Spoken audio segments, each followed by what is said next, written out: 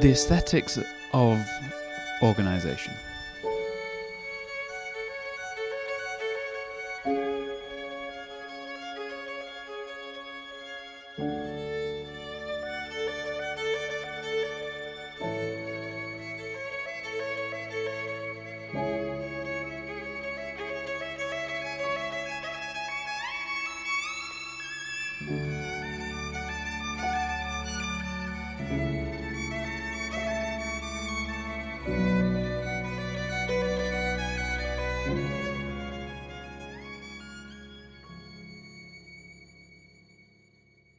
Appreciating the beauty in the thing that is so mundane.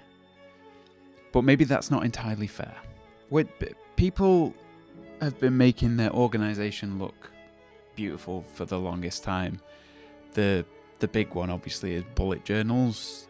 There's like a whole sect of people that are making something that looks good over and above its utility.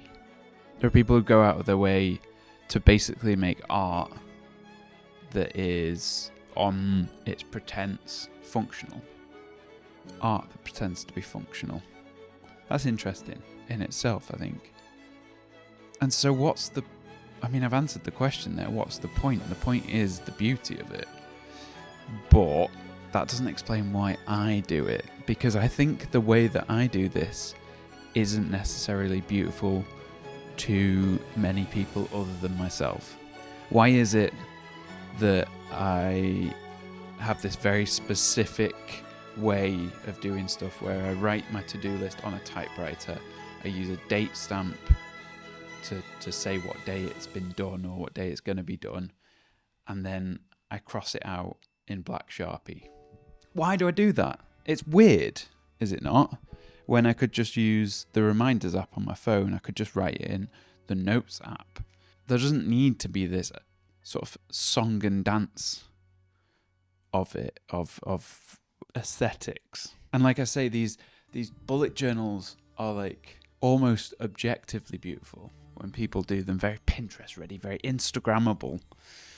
What I do is kind of like this weird utility chic, a kind of brutalist conglomeration of things.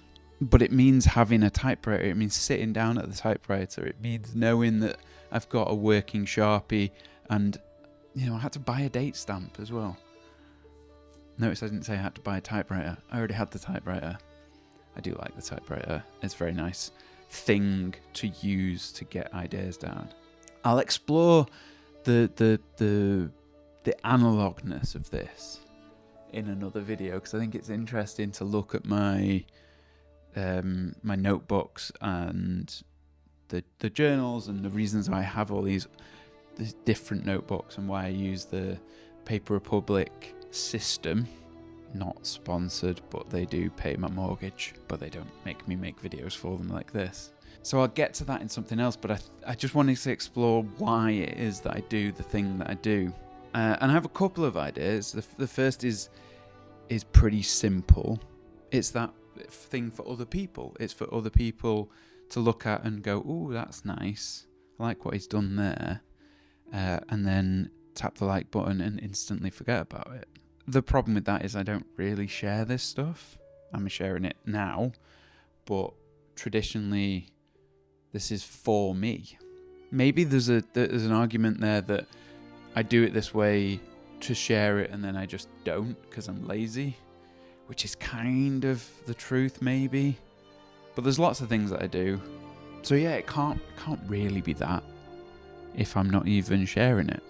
The other option is that it kind of feels nicer to do it this way, do it in an analog way, have it sort of clacked out on the typewriter, have something to be able to physically go and cross off. That there's a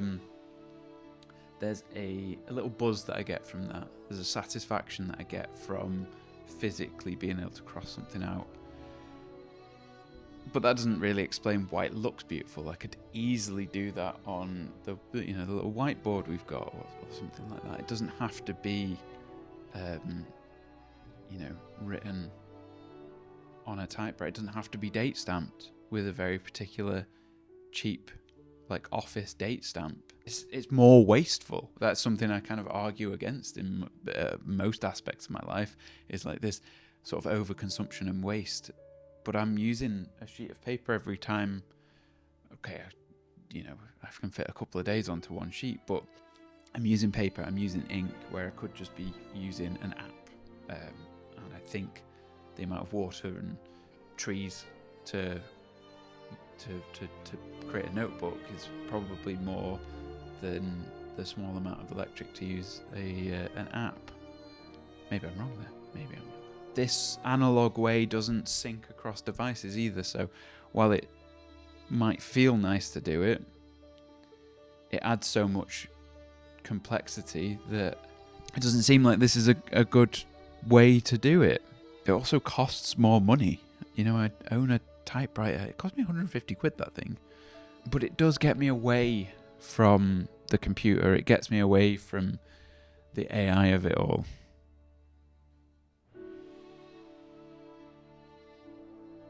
Disconnects a little bit. There's no risk of me doom scrolling when I'm at the typewriter. And if I do, it's my own writing, which is quite doom laden, probably.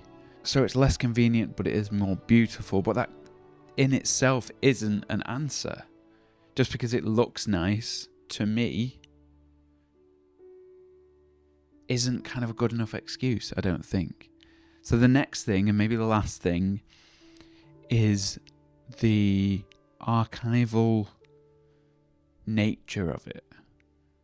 If you make something nice like this, if you put effort into the beauty of something, it's more likely that you're going to go back and look at it again. And this is true of the notebooks I kept before I started filmmaking. And importantly there, I do mention that before I started filmmaking, because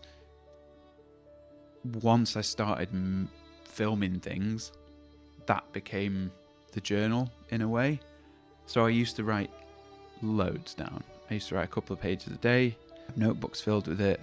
The thing is, I had like ugly notebooks that I've thrown away, but the ones that I like the look of I've kept.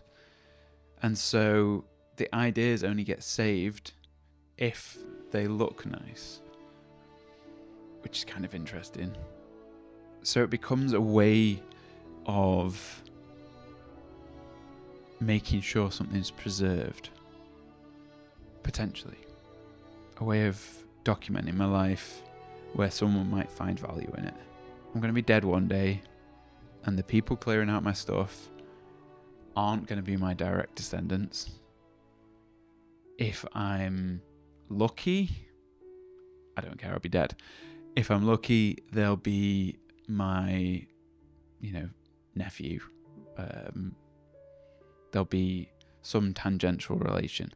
But they're not going to put much stock in the things that I leave behind, unless the things I leave behind are beautiful. I never really thought about that. I kind of don't give a shit about my legacy, but it's nice to think that someone might find something of mine and go, oh, that's nice.